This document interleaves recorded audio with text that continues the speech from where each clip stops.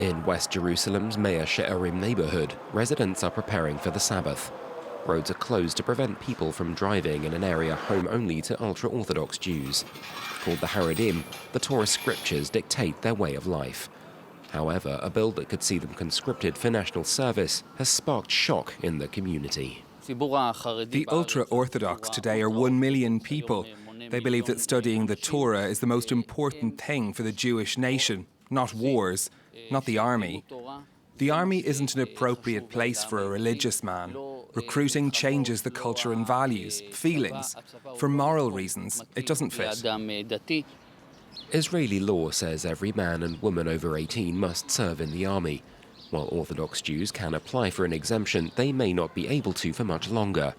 A first reading of a bill in the Knesset designed to boost numbers in the military passed in July, saying certain numbers of Haredim would have to perform national service too, under threat of financial penalties. Failure to meet set quotas for service over 3 years would lead to the law's withdrawal and replacement with a blanket conscription policy. It led to outrage from Orthodox quarters and threats that conservative parties would pull out of the ruling government coalition. One left-wing party had other reservations. Our position for many years is to look for equality. The ultra-Orthodox community is very poor and marginalised and does not have the same opportunities in the workplace as the majority. This law is a big Israeli lie. It contributes nothing and doesn't help the ultra-Orthodox community. As ultra-Orthodox protests multiplied, so too did violence and clashes with police, particularly after the detention of a Haredi student who'd refused to show up at a military recruitment centre.